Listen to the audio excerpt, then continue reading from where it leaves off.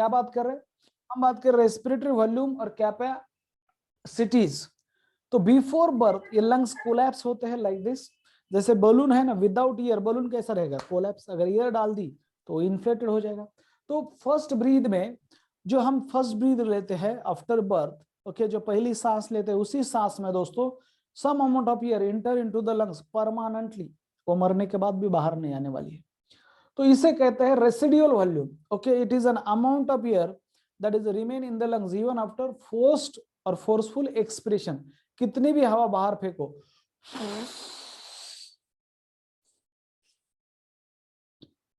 फिर भी कुछ हवा अभी भी मेरे लंग्स में है, दैट इज रेसिडुअल वॉल्यूम।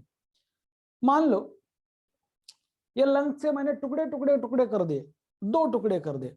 अभी देखा कि हवा ये रेसिडुअल वॉल्यूम है या चली गई? अभी भी देखा कि अरे रेसिडुअल वॉल्यूम अभी भी है। 4 टुकड़े, 8 टुकड़े, 16 टुकड़े कर दिए, फिर भी है। फिर मैंने उसके ऊपर लंग्स के ऊपर डांस किया, उसको मोड़ा तोड़ा, ओके, सब डान्स किया, हे सब पूर्ण त्या लंगला पिळून घेतलं मी, बघितलं हवा आहे का नाही, तरी पण ती रेसिड्युअल व्हॉल्यूम आहे. त्याचे बारीक बारीक बारीक तुकडे केले तरी ती रेसिड्युअल व्हॉल्यूम आहे. त्याच्यावर नाचलो तरी पण ती रेसिड्युअल व्हॉल्यूम आहे. ती काय बाहेर जायला रेडी नाही, म्हणून तिला म्हणायचं residual volume. Why? It prevent the collapse of lungs. Lungs फिर से कोलैप्स ना हो जाए, इसलिए वो हमेशा लंग्स में ही रहने वाली है. ओके ओके, कोई बात नहीं. ये हो गया इतना. तो ये हो गया रेसिडुअल वॉल्यूम. अभी क्या है दोस्तों, अभी क्या है याद रखो. अभी क्या होता है, एक बेसिक कॉन्सेप्ट समझाता हूं. मान लो ये है लंग्स. Hello sir. साइज कम ज्यादा होगी तो टेंशन नहीं लेने का. ये है लंग्स, और इस लंग्स में ये तो रेसिडुअल वॉल्यूम फिक्स है. ये तो रेसिडुअल वॉल्यूम फिक्स है लंग्स में, है ना. ये रेसिडुअल वॉल्यूम फिक्स है, ये तो चेंज नहीं होने वाली है. ये है रेसिडुअल वॉल्यूम, ये तो फिक्स है, ये तो चेंज नहीं होने वाली है. ओके, ये तो इतनी ही रहने वाली है. This is N residual volume.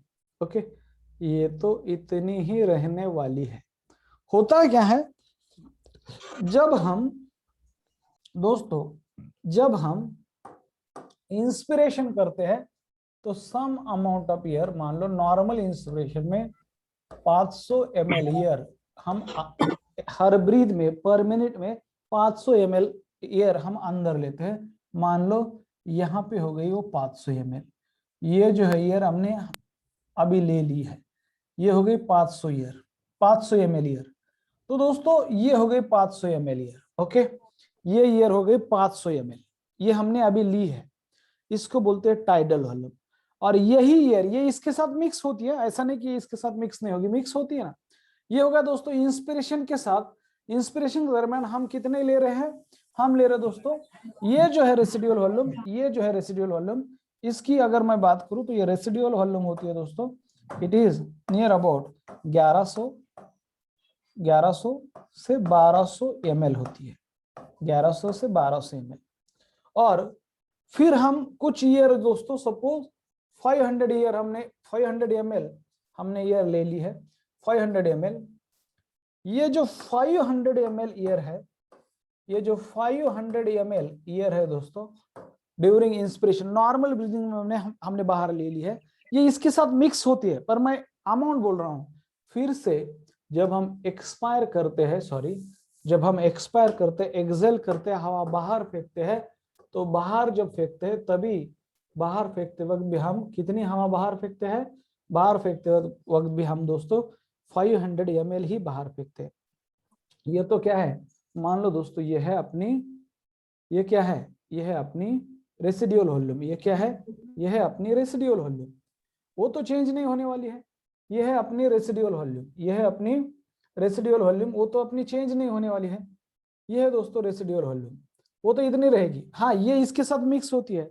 Now यही जो हवा है, यही 500 ml एयर, ये दोस्तों यही एयर बाहर आ सकती है लाइक दिस.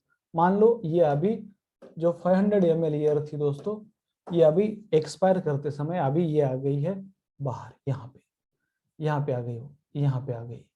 ओके, ये है वो 500 ml एयर, ये है वो 500 ml एयर. ओके, जो यहाँ पे थी दोस्तों, यहाँ पे जो थी एयर वही अभी ये आए यहाँ पे आई है. सो ये है इंस्पिरेशन। तो इंस्पिरेशन के दरमियान 500 ml एयर नॉर्मली हम अंदर लेते हैं और 500 ml एयर हम बाहर फेंकते हैं ड्यूरिंग एक्सपिरेशन। एक्सपिरेशन के दरमियान 500 ml एयर हम बाहर फेंकते हैं। तो ये जो वॉल्यूम ऑफ एयर है इसे कहते हैं रेस्पिरेटरी वॉल्यूम्स, और ये मेजर किए जाते हैं by using one instrument what is a spirometer नाम का एक इंस्ट्रूमेंट होता है। स्पायरोमीटर नाम का एक इंस्ट्रूमेंट है दोस्तों, और by using that spirometer these volume of air that are involved in the breathing movement can be measured, and with the help of that दोस्तों we can do the clinical assessment of pulmonary function, मतलब function of lungs. Pulmonary function means function of lungs. Clinical assessment means asthma में क्या होता है। Asthma नाम का एक disease है जहां पे इन्फ्लामेशन ऑफ ट्रकिया, ब्रोंका और ब्रोंकियोल्स होते हैं। इम्फाइसेमा में क्या होगा, टाइडल वॉल्यूम बढ़ेगी घटेगी। एग्जैक्ट क्या होता है, तो क्लिनिकल असेसमेंट मींस लंग्स का फंक्शन कम हुआ या बढ़ा है, या फिर कितना कॉम्प्रोमाइज हुआ है, कितने परसेंटेज में लंग कॉम्प्रोमाइज हुए हैं, ये इसका clinical means related with the disease, ये हम उसका असेसमेंट करते हैं with the help of that spirometer. तो ये कुछ बेसिक चीज है दोस्तों। ओके ओके, म्यूट नाही केलं का मी सगळ्यांना, जस्ट वेट, स्पॉटलाइट करा ना।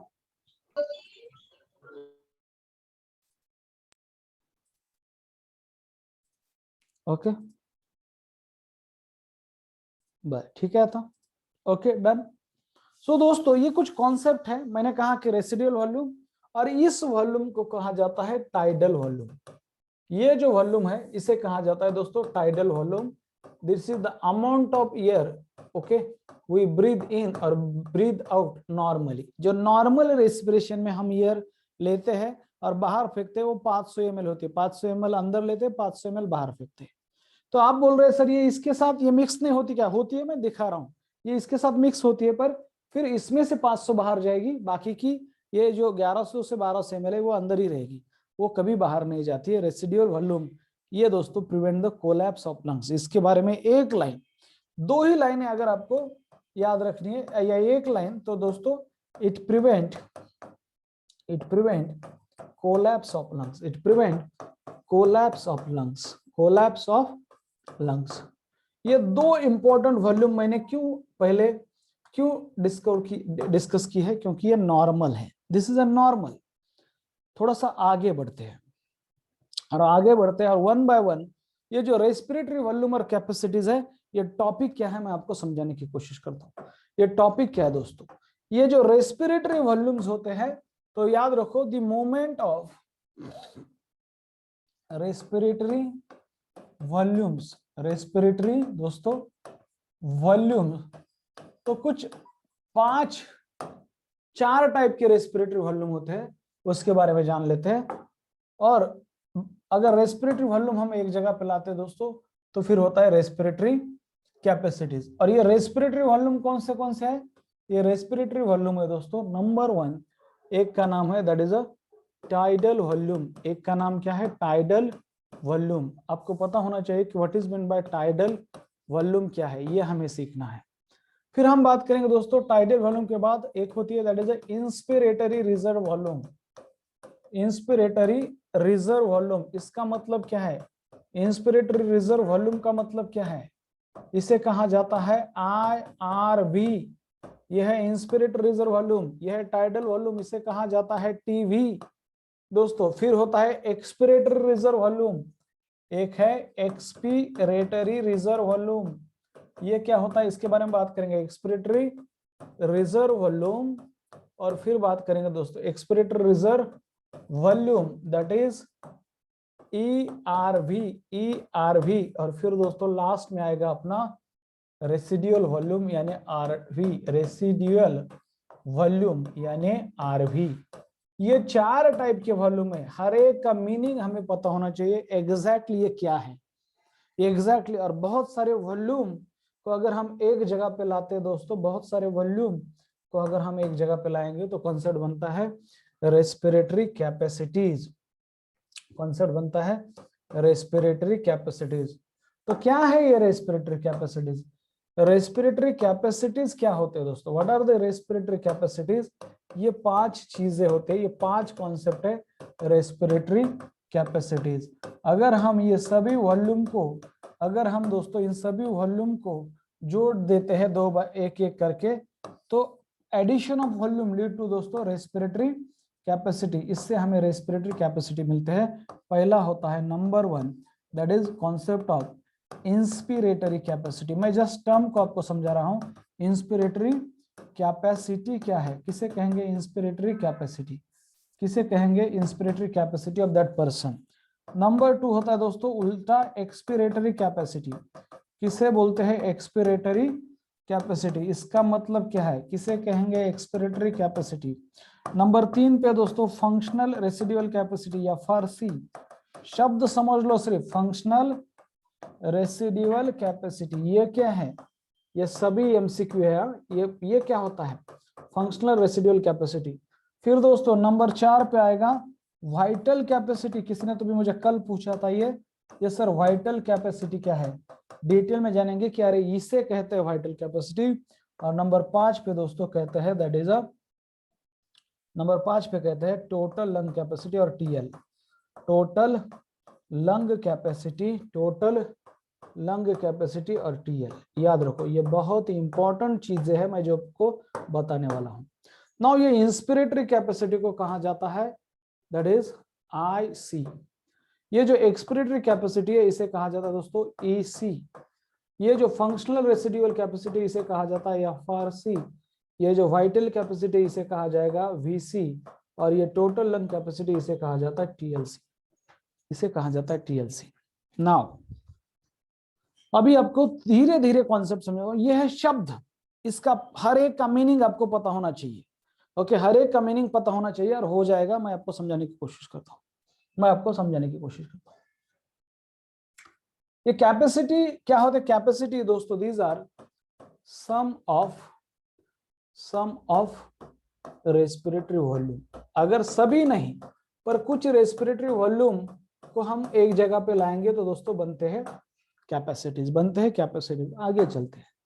मान लो दोस्तों ये है हमारा लंग्स, ये है हमारा लंग्स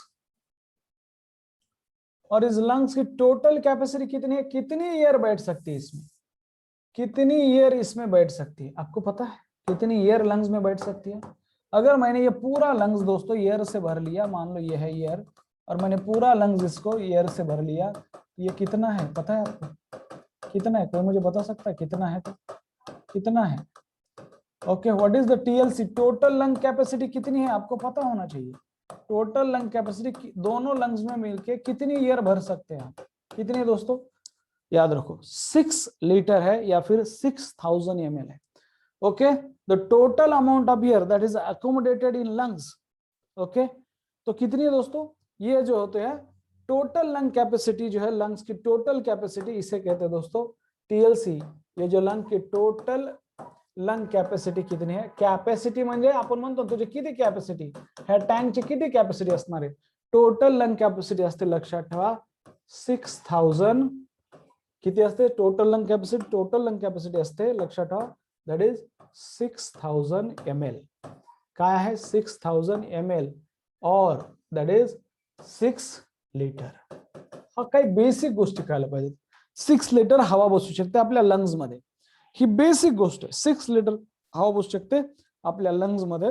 आणि त्याच्यातली मग मी सांगितलं की ही जी खालची आहे एवढी हवा, एवढी जी हवा मी तुम्हाला सांगितलं की ही जी हवा आहे ही जी काय that is a residual volume आहे. ये क्या है रेसिड्युअल व्हॉल्यूम, जवळपास 1200 1100 ते 1200 ml काय रेसिड्युअलच व्हॉल्यूम आहे.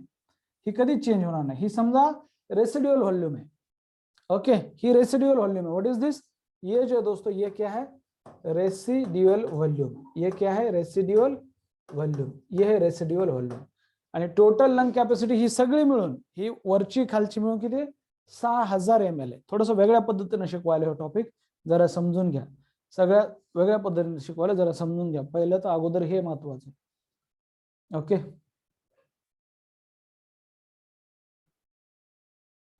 ओके, ये है रेसिड्युअल वॉल्यूम. क्या है रेसिड्युअल वॉल्यूम, ये है दोस्तों रेसिड्युअल वॉल्यूम. समझो इस बात को. Okay, total lung capacity 1000 ml है. किती आहे 1000 ml आहे, सॉरी 6000 ml और 6 लिटर आहे. आणि त्याच्यामधले रेसिड्युअल व्हॉल्यूम किती, त्याच्यामधली रेसिड्युअल व्हॉल्यूम आहे दॅट इज नियर अबाउट 1100 ते 1200 mm. याच्यामध्येच पार्ट आहे, त्या TLCचाच पार्ट असतो रेसिड्युअल व्हॉल्यूम. बर, आता मी परत टॉपिकवर येतो. टॉपिक आहे दॅट इज अ टॉपिकचं नाव आहे that is respiratory volume. Now there is one instrument named as a spirometer.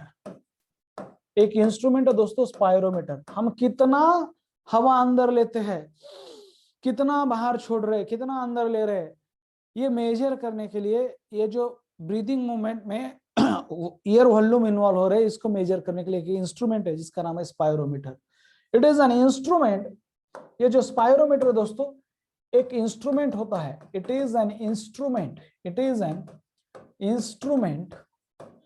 It is an instrument that is used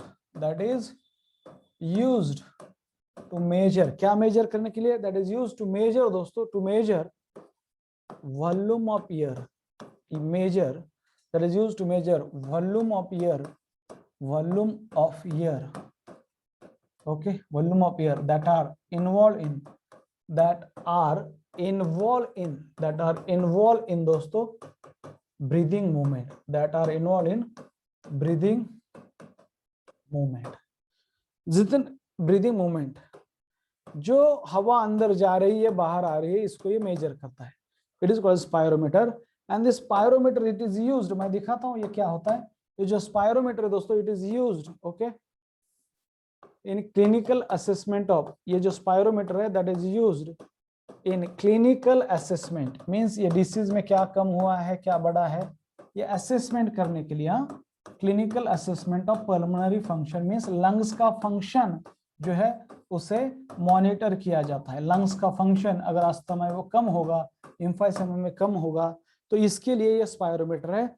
और एक लाइन लिखना चाहूंगा, मैं बाद में बताता हूँ इसका मतलब क्या है. Residual volume can not be measured by spirometer. Okay, residual volume ये कभी बाहर आती ही नहीं है. तो रेसिड्यूअल वॉल्यूम है दोस्तों, ये residual volume it can not be measured. ये कॉन्सेप्ट आता है, it can not be measured by spirometer. जो हवा बाहर आएगी वही तो मेजर की जाएगी. ओके, इस इंस्ट्रूमेंट के अंदर वो हवा जाती है तभी मेजर की जाती है. रेसिड्यूअल वॉल्यूम कभी बाहर ही नहीं आती. So it can not be measured. It can not be, MCQ है, it can not be measured by spirometer. MCQ ये इनडायरेक्टली ही हम मेजर कर दे. Can not be measured by spirometer. It can not be measured by spirometer. यह है residual volume. As it never come out of the lungs. क्यों? As it never, बाहर तो यायला पाहिजे. As it never come out of the lungs. It never come out of the lungs. Lungs के बाहर ये कभी नहीं आती है, इसलिए ये मेजर नहीं की जाएगी. नंबर इंपॉर्टेंट है. ये स्पायरोमीटर नाम का एक इंस्ट्रूमेंट है, याद रखो. ओके, ये इसका एक पाइप है. काय असतं स्पायरोमीटर तुम्हाला सांगतो कसं असणार आहे. Okay done. Okay done. Just wait.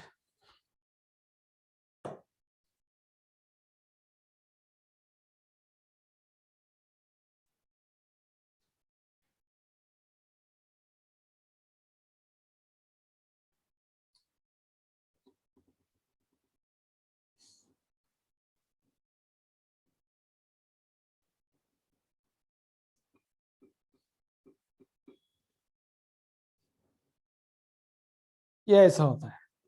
See this. Okay, ये एक स्पायरोमीटर दोस्तों, ये एक ऐसा इंस्ट्रूमेंट होता है ये स्पायरोमीटर.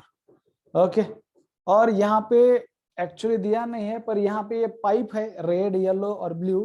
ओके, और ये जो है दोस्तों, ये यहाँ पे वॉल्यूम के मार्क है, आपको दिख नहीं रहे हैं. सपोज ये है स्पायरोमीटर.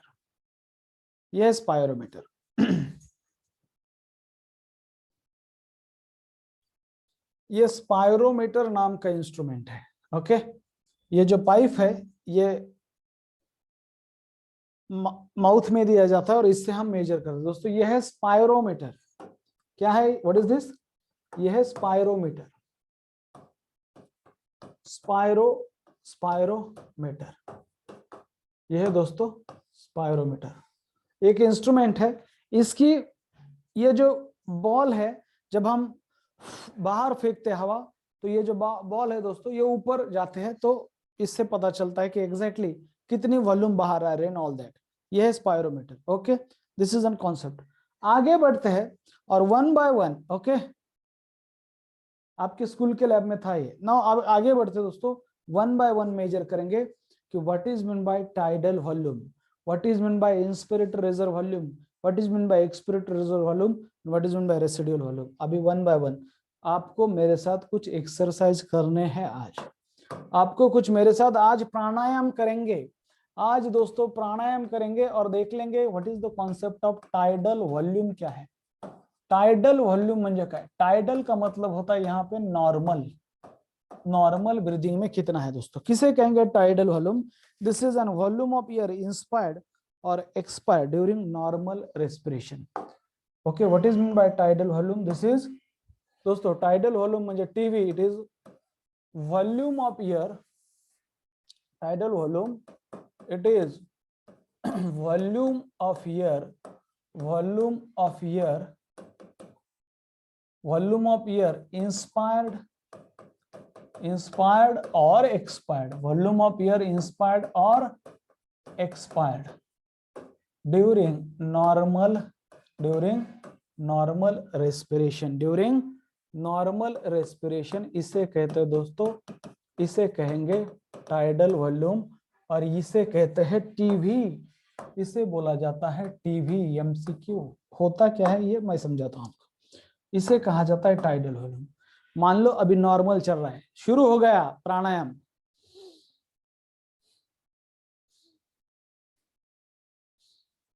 मैं नोज से आपको पता नहीं चलेगा यार, इसलिए मैं माउथ का ब्रीदिंग करता हूं।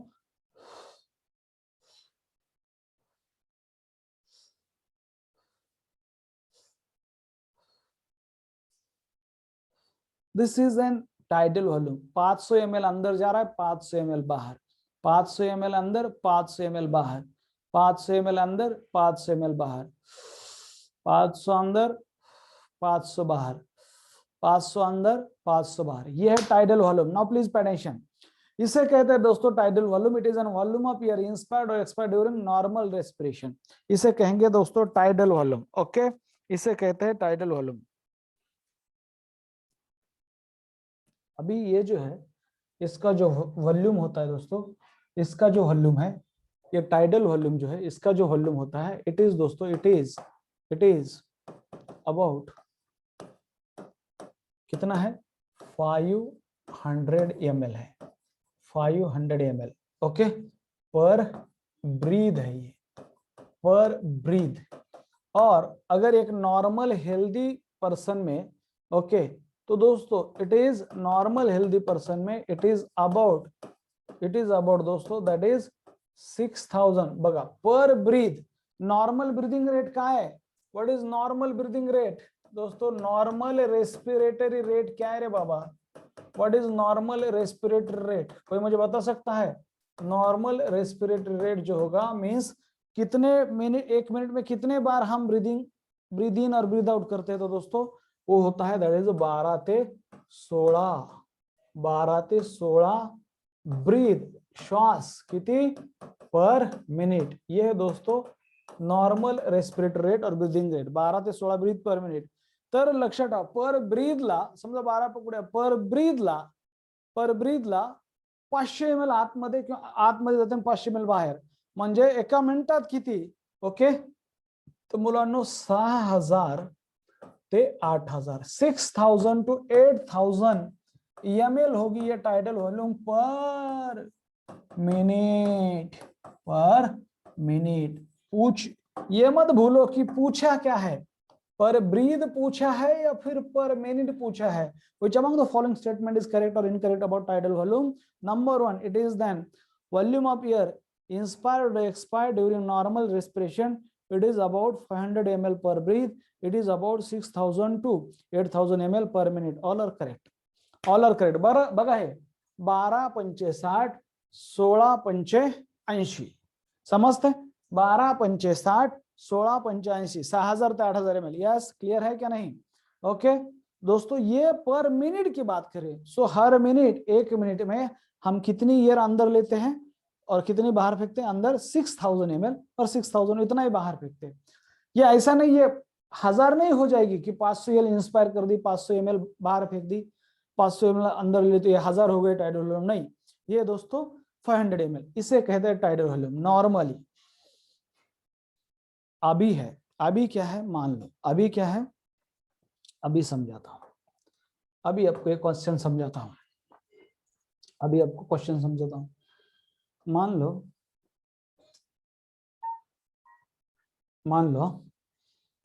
मानने में क्या जाता है, मान लो यहां पे दोस्तों, यहां पे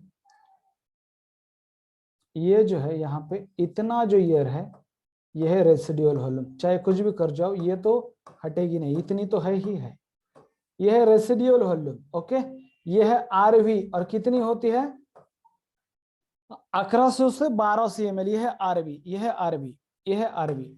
हम क्या कर रहे हैं, हम क्या कर रहे हैं दोस्तों, हम क्या कर रहे हैं, ये जो है इतना अमाउंट 500 ml हम इन करते आउट करते, ये जो है दोस्तों ये है टीवी, ये क्या है, ये है टीवी टाइडल वॉल्यूम है, ये है TV that is tidal volume, ये है TV that is tidal volume, इतनी ईयर, ये है TV tidal volume. Inspiration expression हम कर रहे हैं, कितना है वो 500 ml। अभी बात करते हैं, हा जर कॉन्सेप्ट समजला तुम्हाला, what is the concept of दोस्तों, नंबर 2 पे लिखता हूं, what is the concept of inspiratory reserve volume. ही एवढी डेफिनेशन जर समजली तर सगळं कळतं। इंस्पिरेटरी रिजर्व वॉल्यूम क्या है, रिजर्व का मतलब होता है एडिशनल, एडिशनल। एक प्लेयर होता है ना क्रिकेट में, टोटल टीम में 11 खिलाड़ी होते हैं, पर टोटल टीम में कितने होते हैं 15 या 14, कितने होते हैं 15, ओके 11 है या 14 होते हैं। ओके, तो एडिशनल जो होता है उसे हम कहते हैं रिजर्व, एडिशनल जो है उसे हम कहते हैं दोस्तों रिजर्व, 15 होते हैं ना, तो एडिशनल को हम कहते हैं reserve. Now what is mean by inspiratory reserve volume, it is an additional volume of air a person can inspire by forcible inspiration. बघा आता डेफिनेशन, हे अतिशय महत्वाचे कीवर्ड आहेत रे बाबांनो।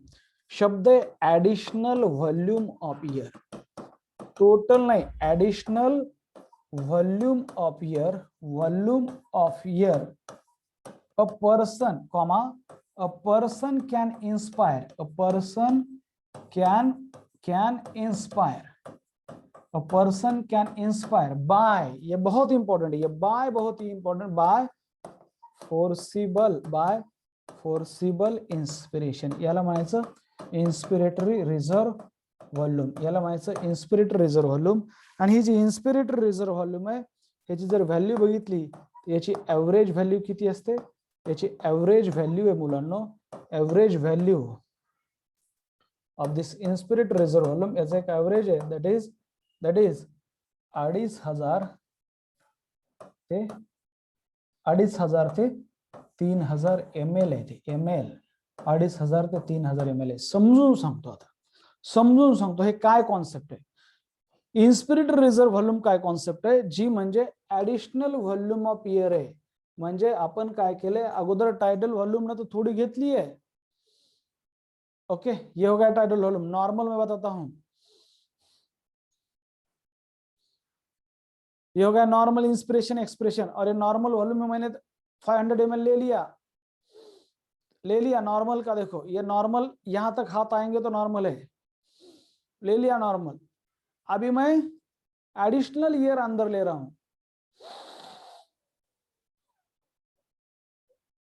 ये हो गई इंस्पिरेटरी रिजर्व वॉल्यूम। ये मैंने एडिशनल ईयर ले ली है, ये मैंने एडिशनल ईयर ले ली है दोस्तों, इसे कहते हैं इंस्पिरेटरी रिजर्व वॉल्यूम। और ये फुल हो गया, अभी ये मैंने एडिशनल ले ली है, this is an additional year that I taken in, okay after tidal volume, के बाद मैंने ली है, इसे कहते हैं IRV inspiratory reserve volume.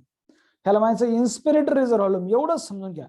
Residual volume तो पहले थी, टाइडल वॉल्यूम मैंने, हम इंस्पिरेशन की बात करें वो अंदर ले ली, और कुछ एडिशनल भी ले ली है। ये कीवर्ड बहुत ही इंपॉर्टेंट है दोस्तों, एडिशनल वाला, ये एडिशनल वाला कीवर्ड बहुत इंपॉर्टेंट है। समझे आप, समझे कि सपोज नॉर्मली क्या है, नॉर्मली हम 500 ml लेते हैं और नॉर्मल ब्रीदिंग चल रही है, okay inspiration expression, inspiration expression, inspiration expression, inspiration expression, normal 500 ml,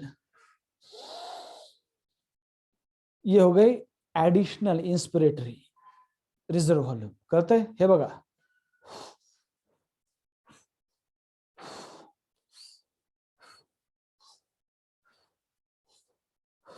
ये हो गया इंस्पिरेशन. ये नॉर्मल, सपोज ये नॉर्मल को पकड़ा भी,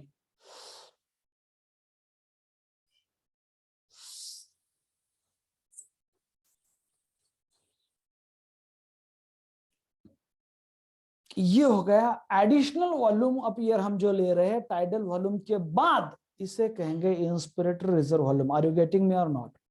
are you getting me? Per breath है ये, पर ब्रीथ तो नहीं होता है ये. पर ब्रीथ हम नॉर्मल नहीं कर रहे ना, ये एडिशनल है, पर ब्रीथ ही है ये, मिनट नहीं है. इसका मतलब पर ब्रीथ ही है ये, एक्चुअली देखा जाए तो पर ब्रीथ ही है. समझे आप? क्लिअर आहे ना? ही एवढीच डेफिनेशन कळली की बाकी सगळं कळतं, इथंच कळत नाही. नॉर्मली तर रेसिड्युअल व्हॉल्यूम आहे ती कोणीच काढू शकत नाही. टायडल व्हॉल्यूम आपण घेतली नॉर्मली, कधी कधी आपण काय करतो, काही additional इन्स्पिरेटरी volume, inspiratory reserve volume ती रिझर्व्ह ठेवलेली, सतत वापरतो का आपण? नाही. सतत वापरतो का? नहीं. तो इसे कहेंगे इंस्पिरेटरी रिजर्व वॉल्यूम. और हम इंस्पायर कर रहे हैं तो डेफिनेशन क्या है? It is an additional volume of air after tidal volume a person can inspire by forceful inspiration. और कैसे कैसे इंस्पायर कर रहा है? नॉर्मल, बाय फोर्सिबल इंस्पिरेशन से इंस्पायर कर रहा है. और ये वॉल्यूम में से सबसे ज्यादा वॉल्यूम है पर ब्रीथ, दैट इज 2500 से 3000 ml. MCQ, it is N maximum amount of, it is highest amount of respiratory reserve, sorry respiratory volume में ये सबसे हाईएस्ट होती है. MCQ, इट इज दोस्तों, इट इज जो है, ये जो है, it is highest, it is highest, it is highest respiratory volume. ये सबसे ज्यादा है, ये सबसे ज्यादा, it is highest respiratory volume, ये सबसे ज्यादा है. कौन? That is inspiratory reserve volume. और इसे कहते हैं दोस्तों, क्या बोलेंगे? IRV. समझे आप? IRV. आगे बढ़ते, IRV. नाउ बात करते दोस्तों, what is the concept of expiratory reserve volume? Expiratory reserve volume. Inspiratory समझ में आएगी तो ये भी समझ में आएगी एक्सपिरेटरी रिजर्व वॉल्यूम क्या है. और इसे कहते हैं दोस्तों, दैट इज ERV. मैं इतना टाइम क्यों ले रहा हूं? क्योंकि ये भूलते हैं हम बाद में. ओके, ये टॉपिक थोड़ा सा वोलेटाइल है, भूल जाते हैं. एक्सपिरेटरी रिजर्व वॉल्यूम क्या है? मान लो कि नॉर्मल इंस्पिरेशन एक्सपिरेशन चल रहा है, मैं ऊपर हाथ करता हूं तो इंस्पिरेशन है. ओके, और यहां तक लेता हूं तो इंस्पिरेशन, नीचे लेता हूं तो एक्सपिरेशन. ओके, तो दोस्तों, okay,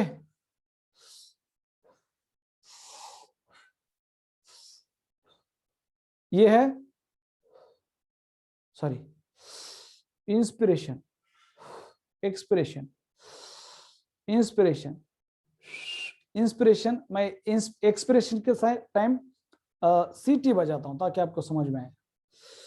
inspiration, expiration, inspiration, expiration, inspiration, expiration, inspiration, expiration. ये होगा नॉर्मल. अभी ये, इसके बाद मैंने रुका हूं, इसके बाद रुका हूं. अभी इसके बाद, ये रुकने के बाद मैं फोर्सफुल एक्सपिरेशन करता हूं, और जितनी हवा additional volume of air a person can expire by forceful expiration, इसे कहते हैं एक्सपिरेटरी रिजर्व वॉल्यूम. ओके, फिर से एक बार, इंस्पिरेशन,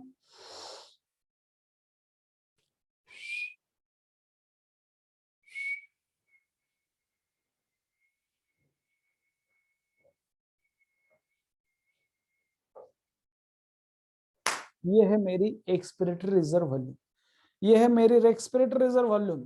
समझे? It is an additional volume of air, it is an additional volume of air.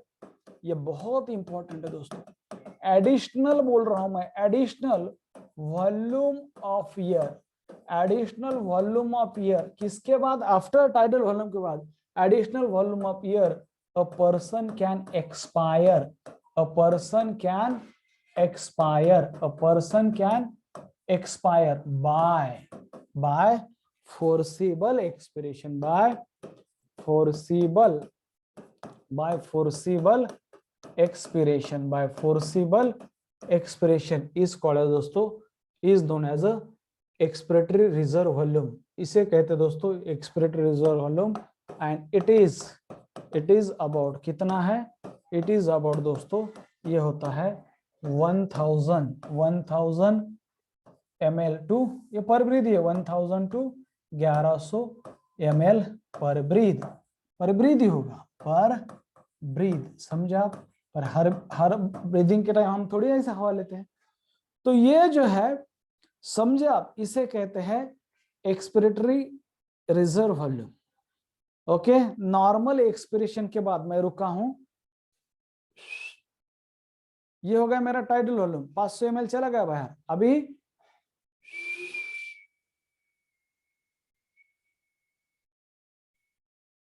ये जो मैंने बाहर फेंका है इसे कहेंगे दोस्तों एक्सपिरेटरी रिजर्व वॉल्यूम, इसे कहते हैं एक्सपिरेटरी रिजर्व वॉल्यूम, समझे। और ये कितना होता है 1000 टू 1100 ml पर ब्रीथ, समझे, एक्सपिरेटरी रिजर्व वॉल्यूम। यस और नो, यस और नो, ठीक है, समजून घ्या, क्रिस्टल क्लिअर आहे। फक्त आता बोलतो मी रेसिड्युअल व्हॉल्यूम बद्दल, लक्ष द्या।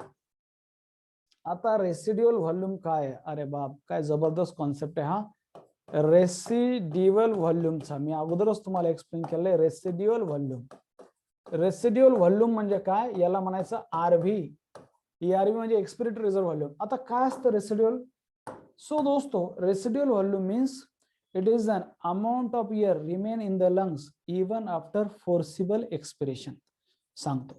रेसिड्युअल वॉल्यूम म्हणजे काय, रेसिड्युअल वॉल्यूम म्हणजे दोस्तों इट इज, रेसिड्युअल वॉल्यूम क्या है, इट इज, क्या होगा रेसिड्युअल वॉल्यूम दोस्तों, इट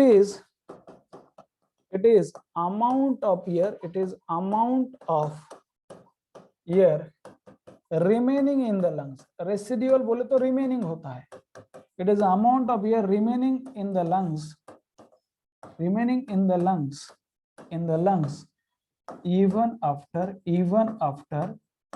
की बात कर रहा हूं, even after forcible expiration, even after forcible, पूरा मैंने प्रयास किया है ओके कि हवा बाहर जाए पर फिर भी कुछ हवा अंदर रह गई दोस्तों, इसे कहते हैं रेसिडुअल, इसे कहेंगे रेसिड्युअल वॉल्यूम। और इसका जो है दोस्तों इट इज अबाउट, ये जो रेसिड्युअल वॉल्यूम होती है इट इज अबाउट दोस्तों 1100 ml टू 1200 ml होती है। और ये हवा कब जाती है अंदर, ये पर ब्रीथ नहीं है, ये ऐसा पर, इसको निमोनिक्स नहीं है, पर ब्रीथ एंड ऑल दैट कोई यूनिट नहीं है, ये ड्यूरिंग फर्स्ट ब्रीथ ये अंदर जाती है। ना मैं आपको इसका कॉन्सेप्ट समझाता हूँ। ना प्लीज पेडिशन, आपके मैं क्वेश्चन लेने वाला हूँ। ये जो रेसिड्युअल वॉल्यूम है दोस्तों, सपोज मैं घाटी में था पोस्टमार्टम डिपार्टमेंट में, तो हर पेशेंट का मुझे लंग्स देखना पड़ता था। तो अगर लंग्स मैंने निकाल लिए हैं, दोनों के दोनों लंग्स, और उस लंग्स को मैंने क्या किया, ऐसा स्क्वीज किया है, फ्लूइड थोड़ा बाहर आ सकता है, ब्लड थोड़ा सा बाहर आ सकता है, कैपिलरी हो गए, मैंने स्क्वीज किया है। नाउ लंग्स में हवा नहीं है, ये कैसे चेक करेंगे, आपको पता है लंग्स में हवा नहीं है, ये कैसा चेक करेंगे। अगर लीवर में हवा नहीं होती, लीवर में मैंने एक बड़ा टैंक ले लिया, सपोज एक 4-5 लीटर का, 5-6 लीटर का टैंक, थोड़ा बड़ा है, उसमें मैंने लीवर को डाल दिया तो लीवर डूब जाएगा, नीचे जाता है। ब्रेन को डाल दिया तो ब्रेन भी नीचे जाएगा, ब्रेन में भी कैविटी है पर इतना एयर नहीं होता है। मैंने किडनी डाल दिया नीचे, सब नीचे जाएगा। मैंने अगर उसमें लंग्स डाल दिया तो लंग्स फ्लोट होते हैं, नीचे नहीं जाएंगे, क्योंकि लंग्स में है अल्वेओला, ब्रोंका है, ब्रोंकियोस, और उन सब में हवा भरी है। और ये स्पंज लाइक होता है, स्पंज थोडी डुबेगा। मी जर दगड टाकला पाण्यात तर ते बुडून जाईल, पण मी स्पंज ठेवला पाण्यात तर बुडेल का नाही, कारण त्याच्यामध्ये हवा आहे। तसं लंग्स फ्लोट, वाटर के ऊपर लंग्स फ्लोट होते दोस्तों। आता मी ते लक्षात ठेवा, त्याला काय केलं, त्या लंग्सला पूर्ण पिळून घेतलं, आता पाण्यात टाकलं तरी पण ते डुबणार नाहीत, ते वरीच थांबते। आता त्या लंग्सचे मी 2 तुकडे केले, 2-4 तुकडे, तरी टाकलं तरी नाही, त्या तुकड्यावर मी डान्स केला, नाचलो त्याच्यावर, तसं करायला नाही पाहिजे, पण एक सांगायला लागले, स्क्वीज केलं पायाने हाताने सगळीकडनं, छोटी छोटी हवा काढायची घेतले, ते जरी टाकलं तरी नाही। आता त्याचा खिमा झालाय, खिमा एकदम बारीक, ते जरी टाकलं ते छोटे छोटे तुकडे सुद्धा तरंगतील, डुबणार नाही, कारण की त्याच्यामध्ये हवा आहे, त्याच्यामध्ये हवा आहे, डुबणार नाही। त्याला सिंकिंग टेस्ट म्हणतात, लक्षात ठेवा। लंग्स डुबल कधी, लंग्स कधी डुबल, तुम्ही मला काय सांगताय लंग्स कधी डुबल? सांगतो, हे रेसिड्युअल व्हॉल्यूम म्हणजे सांगतो मी, हे बोल डेफिनेशन वर नंतर येतो. लंग्स कधी डुबल, कुठल्या पर्सनचं लंग्स डुबल डेथ नंतर, कोण सांगतो मला? किस पेशेंट का लंग्स डूब जाएगा? निमोनिया वाले का नहीं, उसमें भी कुछ ना कुछ ईयर होती है, ऐसा नहीं कि पूरा लंग्स ही पानी से भर गया। किस पेशेंट का ईयर डूब जाएगा, सोचो। ओके, कोई तो बोल रहा है स्मॉल बेबी वाला जो है उसका डूब जाएगा। किसने कहा? जन्म से पहले। वाह वाह वाह वाह, ये किसने कहा? ये किसने कहा? फिर से एक बार कॉपी पेस्ट, फिर से एक बार कॉपी पेस्ट। कैंसर वाला गलत गलत। जस्ट बोर्न बेबी, समीक्षा। बिफोर बर्थ किसने कहा? ये कौस्तुभ। जन्म से पहले किसने कहा था? सोनी सारंग। बस बस। तो दोस्तों बहुत ही इंपॉर्टेंट बात कहना जा रहा हूं कि अगर मैंने कहा हम जब ये रेसिडुअल वॉल्यूम कब जाएगी लंग्स में? जब हम पहली सांस लेते हैं तब ये रेसिडुअल वॉल्यूम लंग्स में जाती है और वो मरते दम तक वही रहती है, मरने के बाद भी वहां पे ही रहती है। पर अगर कोई ऐसा बच्चा हो जिसने कभी सांस ही नहीं ली हो, ओके, जिसने कभी सांस ही नहीं ली हो, कभी उसने ब्रीदिंग ही नहीं किया है, वो आईयूडी है। IUD means intra uterine death, गर्भाशयामध्येच त्याचा मृत्यू झाला आहे। बिफोर बर्थ उसकी डेथ हो गई है, तर ते कधी श्वास घेणार नाही। त्या बच्चूचं जर लंग्स तुम्ही घेतलं आणि ते अशा टेस्ट खूप केलेले आहेत आम्ही, असे बच्चूचे पोस्टमॉर्टम केलेले आहेत, पहिल्याच दिवसाचा बच्चू, त्याचं लंग्स घेतलं की लगेच ते पाण्यामध्ये टाकले की ते डुबायला लागतं। याचा अर्थ काय आहे? जो डेथ हुई है उस बच्चों की वो बिफोर बर्थ है। ये कंट्रोवर्शियल है थोड़ा सा। रिलेटिव बोलते हैं कि डॉक्टर ने नेग्लिजेंस कर लिया और जन्म के बाद उसकी डेथ हो गई। डॉक्टर बोलते हैं पहले से ही बच्चा मरा हुआ था। तो क्या टेस्ट है? उसे कहते हैं सिंकिंग टेस्ट। उसे कहते हैं सिंकिंग टेस्ट। का मतलब क्या है दोस्तों? एक सिंकिंग टेस्ट होती है, sinking test for lungs, okay, lungs दोस्तों कि लंग्स का सिंकिंग टेस्ट मींस ये डिटेक्ट करने के लिए, to detect the death is antemortem, क्या यस सॉरी, जो डेथ है बिफोर बर्थ है या आफ्टर बर्थ है दोस्तों। अगर डेथ बिफोर बर्थ है, death of baby before birth है मींस आईयूडी है, वो जन्म से पहले वो मरा हुआ था, मींस पेट में ही, माँ के पेट में ही उसकी डेथ हुई, तो लंग्स क्या हो गए? लंग्स विल क्या हो जाएगा? Lungs will sink. Lung will sink म्हणजे बुडतील, लंग पाण्यामध्ये बुडतील, पाण्यामध्ये ठेवायचं असते, लंग्स पाण्यामध्ये बुडतील, पडते का? बुडतील, लंग विल सिंक, पाण्यामध्ये ते बुडतील, समजतं? लंग्स पाण्यामध्ये बुडतील, ठीक आहे। हे कसं केलं जातं जरा लक्ष द्या। हे असा टँक घेतला जातो आणि त्याच्यामध्ये ते छोटे छोटे लंग्स असतात त्या बच्चूचे, ओके, याच्यामध्ये काय पाणी आणि ते छोटे छोटे लंग्स असं टाकल्या जातं इथं, ते डुबायला लागतील जर काही सिंकिंग टेस्ट आहे। Death of baby before birth, death of baby before birth असेल तर म्हणजे हे काय? इंट्रा युटराइन डेथ आहे, आईयूडी। आणि जर का डेथ झाली आफ्टर बर्थ, लक्षात ठेवा, death of baby okay, death of baby after birth, त्यांनी एकदा तरी बाहेर आलेल्या ते पहिलंच काम करतं श्वास घ्यायचं। Death of baby after birth जर असेल तर काय होईल? Lungs will float on water, will float, तरंगायला लागतील, विल फ्लोट ऑन वॉटर, कारण की त्याच्यामध्ये आता रेसिड्युअल व्हॉल्यूम आहे, कारण की त्याच्यामध्ये आता रेसिड्युअल व्हॉल्यूम आहे। लंग्स कधीच कोलॅप्स होणार नाही। याच्यामध्ये काय होतील? लंग्स मुलांना काय होतील? तरंगतील, लंग्स काय होतील? तरंगतील, आणि इकडे काय होतील? बुडतील, इकडे काय होतील? बुडतील। हा बेसिक कॉन्सेप्ट कळाला? लंग्स कधी तरंगतात आणि कधी बुडतात, कळालं का तुम्हाला? बेसिक कळालं का? ओके, कळालं का? यस और नो? ठीक है। पोस्टमॉर्टम में बॉडी पार्ट निकल लिए जाते हैं क्या? नाही नाही, हा नाही, काढल्या जात नाहीत बेटा, फक्त चेक करून आतमध्ये ठेवले जातात। एक पार्ट काढू शकत नाही कोणी तुमच्या परमिशन शिवाय, तुमच्या म्हणजे आता तुम्ही तर गेलात पण तुमच्या नातेवाईकाच्या परमिशन शिवाय कोणीच एक पार्ट सुद्धा नाही। लक्षात, जशास तसं सगळं रिझर्व कुठं ठेवणार आहे गव्हर्नमेंट? पार्ट काढून काय करणार आहे? तुम्ही जर डोनेट केले असतील ऑर्गन तर तेवढे काढले जातात. ते पण त्याची पण लय मोठी प्रोसिजर आहे. तसे पण मी पोस्टमॉर्टम केले ज्यांनी ऑर्गन डोनेट केले.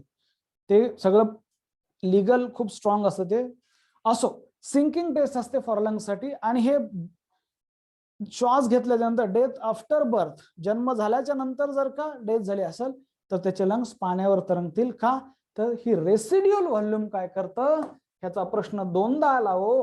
पोराला कळत नाही रेसिड्युअल व्हॉल्यूम प्रिव्हेंट, ते बुडाना काय ना झाले, they prevent collapse of lung और collapsing of lungs. Prevent collapsing of lungs. Lungs को कभी वो कोलॅप्स नाही होणे देते. कोलॅप्स म्हणजे फुग्यामधली हवा गेल्यानंतर फुगा जसं चप्पा होतो तसं हे रेसिड्युअल व्हॉल्यूमचं काम आहे. Now what is the definition? That is the amount of air remain in the lungs even after मैं समझाता हूं forcible expiration. Even after forcible expiration. Now please pay attention. अभी दोस्तों ये क्या कर लिया मैंने, ओके नॉर्मल, मैं फिर से आता हूं, normal inspiration expiration, inspiration expiration, inspiration expiration. अभी मैं बची कुछ जो एक्सपिरेट रिजर्व वॉल्यूम है उसको भी बाहर फेंकता हूं.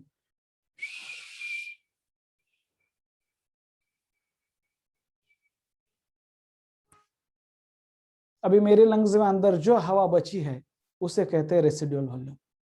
The amount of air remain in the lungs even after forcible expiration.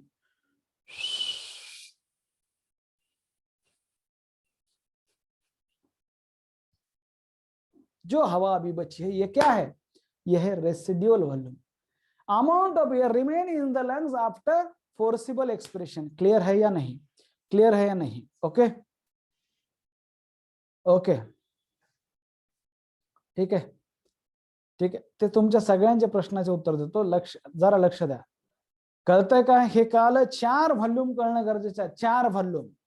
Tidal volume, inspiratory reserve volume, expiratory reserve volume आणि residual volume. Tidal volume, inspiratory reserve volume, expiratory reserve volume आणि residual volume. जरा लक्ष द्या आता काय सांगतो. हे ज्याला कळतं त्याला बऱ्याच गोष्टी कळतात. हे ज्याला कळतं त्याला बऱ्याच गोष्टी कळतात. मुलांनो जरा समजून घ्या. आता थोडस महत्वाचं बोलतो आणखीन, जरा समजून घ्या. ओके जरा समजून घ्या. ओके महत्वाचं बोलतोय. प्रश्न तुमचे थोडे बाजूला ठेवा, विचारा 2 मिनिटात, पण थोडस समजून घ्या. आता क्लॅरिटी म्हणतात, ह्याला म्हणतात क्लॅरिटी. ओके एखाद्या बीचवर गेला जे की जिथं जास्त माणसं नाहीयेत, वरून जरी बघितलं खाली असा तळ दिसतो पाण्याचा, तितकं क्लिअर दिसायला पाहिजे, तितकं क्लिअर कॉन्सेप्ट पाहिजे. समजून घ्या जरा 2 गोष्टी. ठीक आहे समजून घ्या क्लॅरिटीसाठी. समजा हा एक कॉन्सेप्ट आहे, कॉन्सेप्ट सांगतो समजून घ्या थोडस. ओके तुमचे क्वेश्चन विचारा पण जरा वेट करा. जरा वेट करा.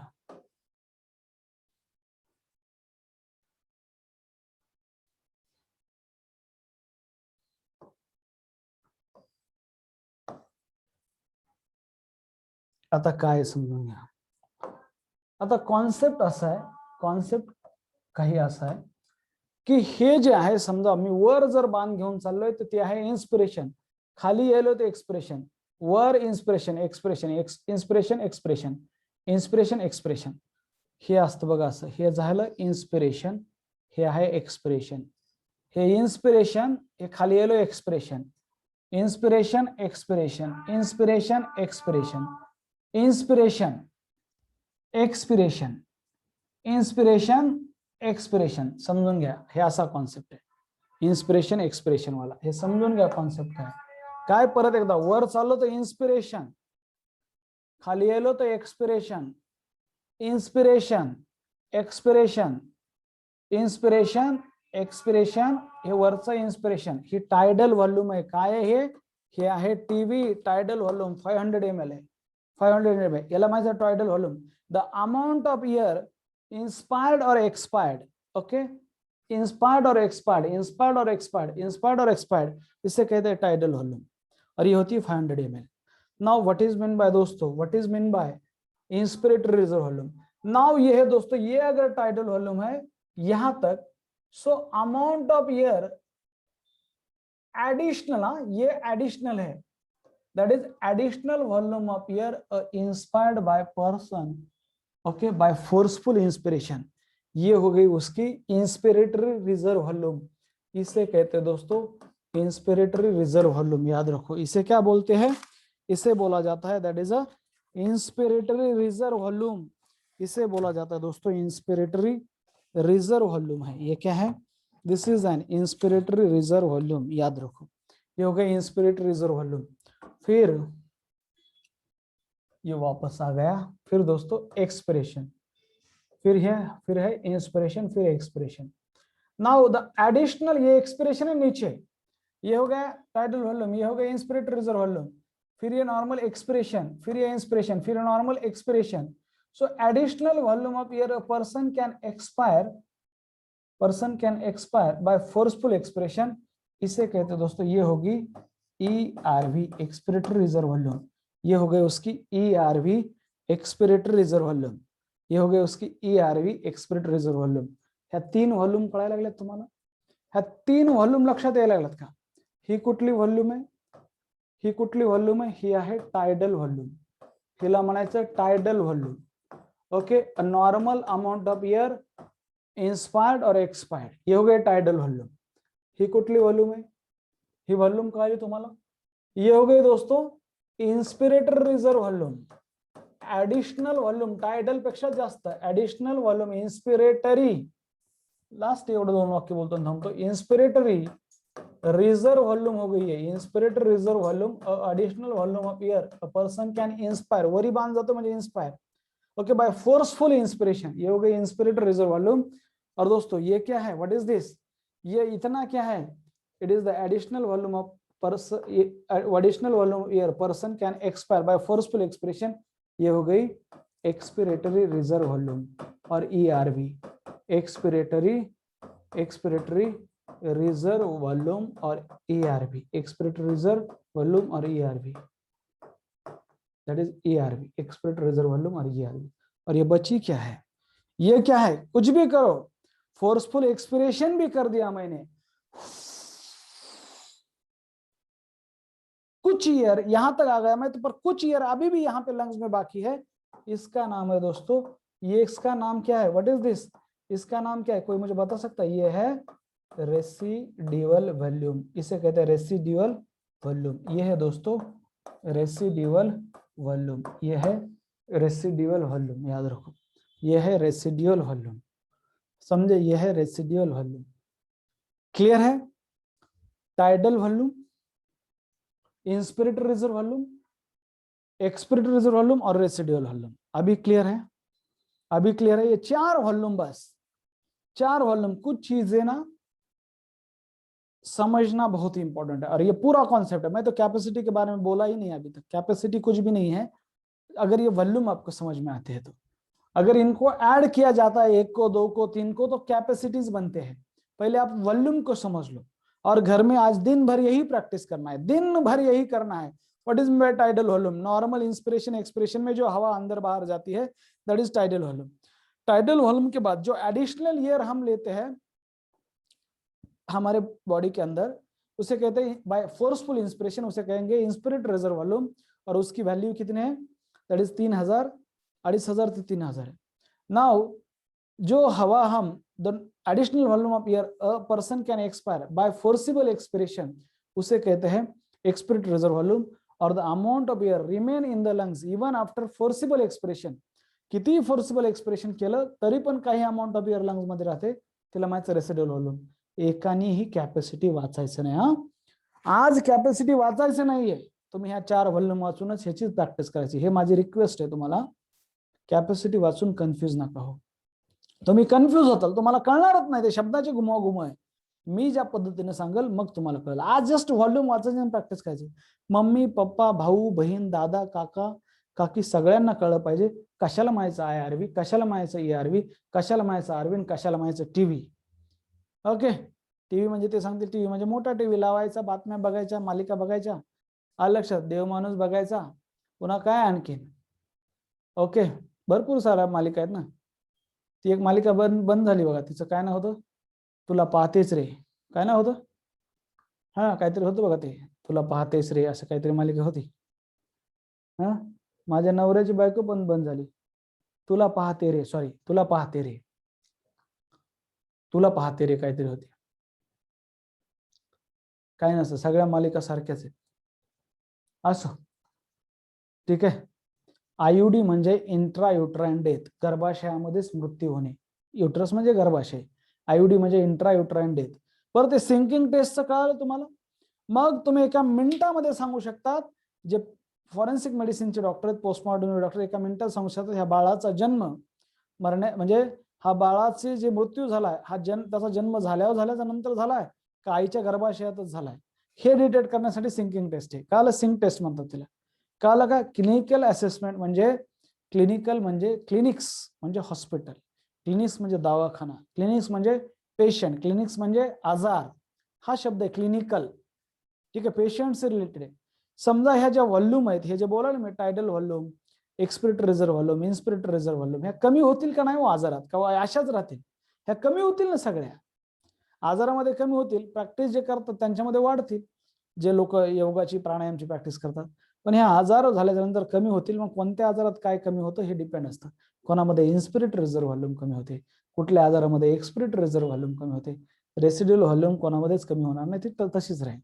त्याला म्हणायचं क्लिनिकल असेसमेंट.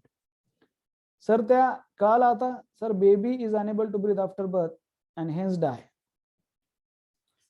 नाही असं पण असू शकतं ना, baby is unable to birth आणि हेन्स डाय, नाही असं सहसा होणार नाही. की जनरली तो आल्याला थोडा श्वास घेतोच, आलं लक्षात, असं बिलकुल होणार नाही. ते पण सांगतो ते बेबी का श्वास घेत होतो. फर्स्ट ब्रीथचं कारण आहे accumulation of carbon dioxide in blood.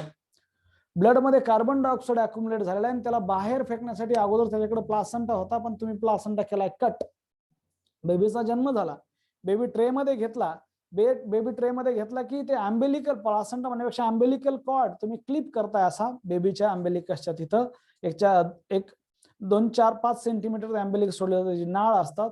ठीक आहे, आपण म्हणतो नाळ पण वाळली नाही, ती वाळते नंतर, त्याला क्लिप करायचं असतं. क्लिप केल्याच्या नंतर असं कट करायचं. ते कटलं की तिथून ब्लड मध्ये त्याचा जे सगळं आईसोबत संपर्क तुटून जातो, जे फिजिकली आहे, जे अॅनाटॉमिकल आहे. ते कट केला की त्याच्या बॉडीमध्ये तर कार्बन डायऑक्साईड बनायला लागलाय ना, कारण की तो जिवंत आहे. मग तो कार्बन डायऑक्साईड फेकायचा कसा? तो कार्बन डायऑक्साईड जातो मेडुला ऑब्लंगेटाकडे. मेडुला ऑब्लंगेटामध्ये एक रिदम सेंटर आहे, ते सांगतो अरे बाबा rhythm centre get started, CO2 वाढायला लागलाय, बाळाच्या जीवाला धोका होऊ शकतो. आणि मेडुला ऑब्लंगेटा मधला एक रिदम सेंटर ऍक्टिव्हेट होतो आणि तो लगेच लंग्सला सप्लाय करतो. आणि लंग्सला सप्लाय झालं की लगेच ते ऍक्टिव्हेट व्हायला लागतात. आणि मग आपण पहिला ज्यावेळेस श्वास घेतो, कोलॅप्स आहे लंग्स, पहिला ज्यावेळेस श्वास घेतो लंग्स कोलॅप्स आहे, ते लगेच इन्फ्लेट होऊन जातं. हवा भरले जाते पहिल्या वेळेस. फुगा कसा, फुगामध्ये पहिल्या वेळेस हवा भरते ना, तिथं कोलॅप्स आहे. आणि मग तिथून पुढे सुरू होतं ब्रीथिंग. हे असा कॉन्सेप्ट आहे. First breath is because of accumulation of CO2 in blood which stimulate the rhythm center of medulla oblongata, आणि तिथून पुढे ब्रीथिंग सुरू होतं. असा कॉन्सेप्ट आहे. पोस्टमॉर्टम सर ते व्हॉल्यूम एकदा लंगच्या आहे का नाही, थांबा जरा लक्ष द्या, जरा लक्ष द्या.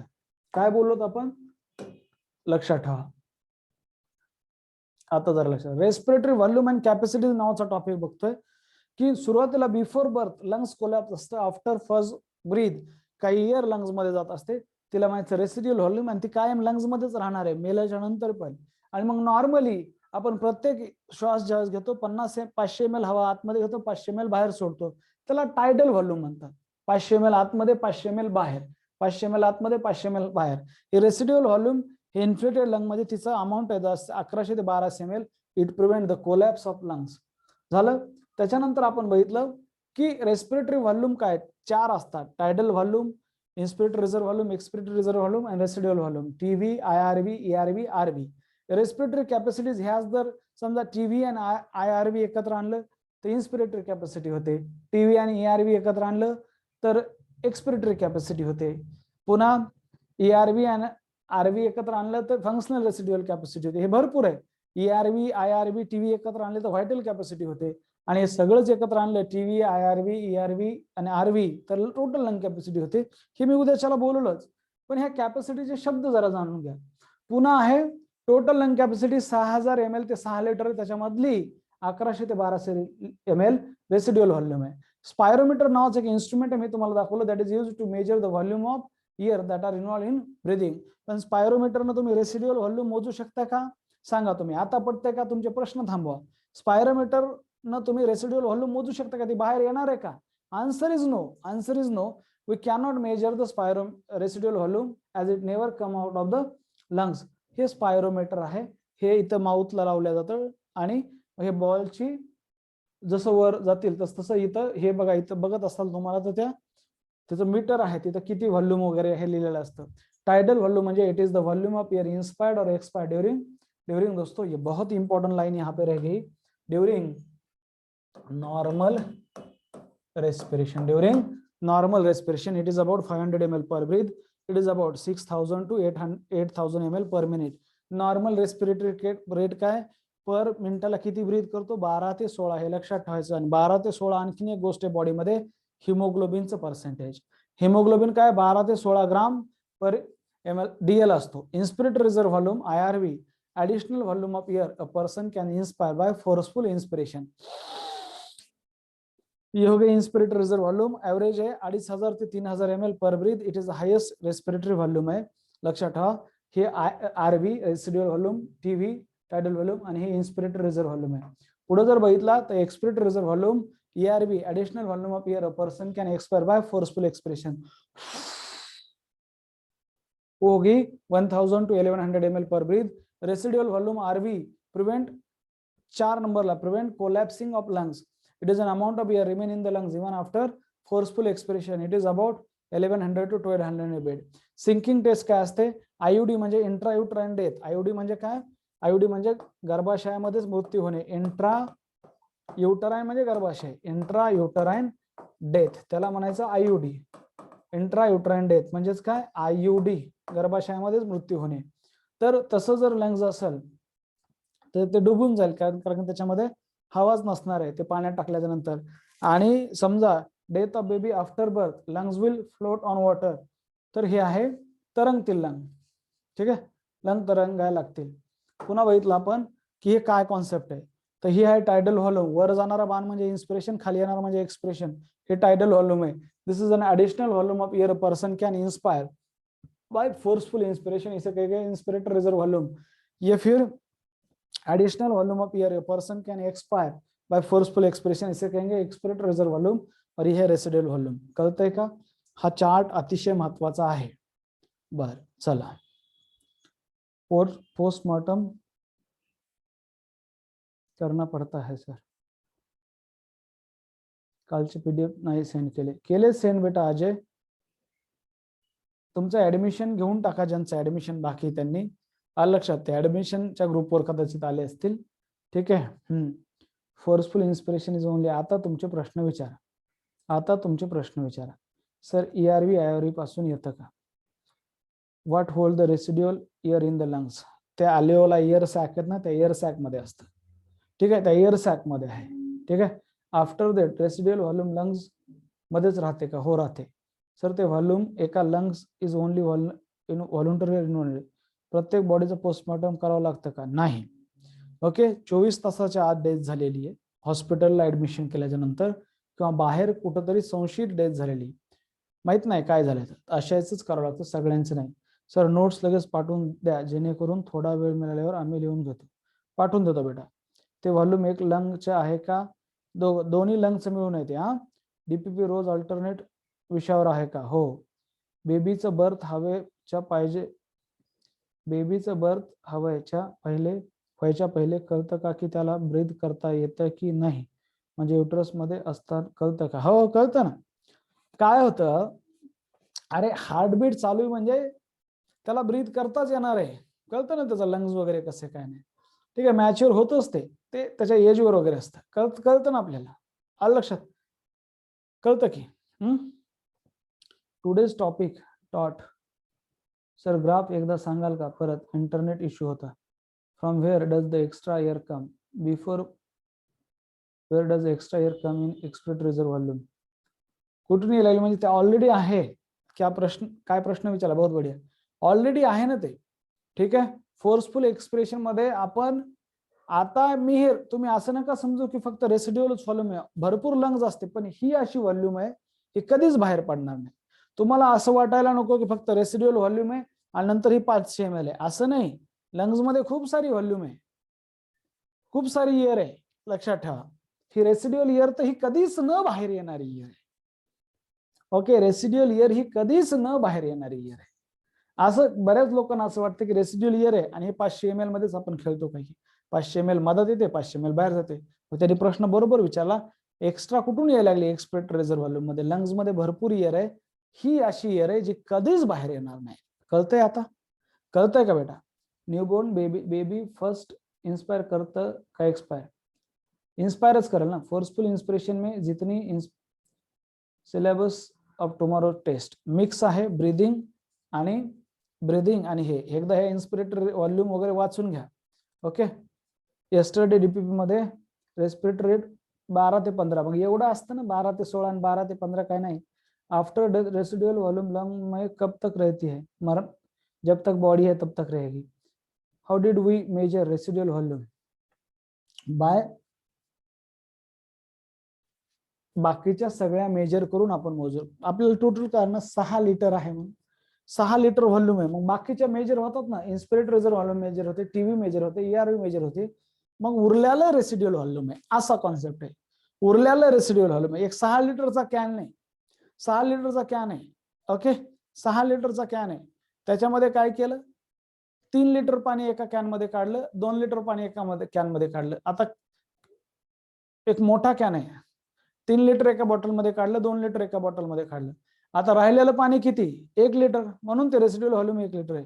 Capacity sir expiratory reserve volume इतना कमी का असतो? आज डीपीपी कशावर आहे प्लीज सांगा सर.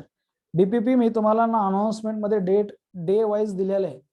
ठीक आहे, अनाउन्समेंट मध्ये डे वाईज दिलेलं आहे. काल कशा होता डीपीपी, कशा होता सांगा? ब्रीदिंग अँड एक्सचेंज ऑफ गॅसेसवर होता ना, आज पीकेवर असेल. ठीक आहे, हा प्लीज रिमेम्बरिंग recorded volume.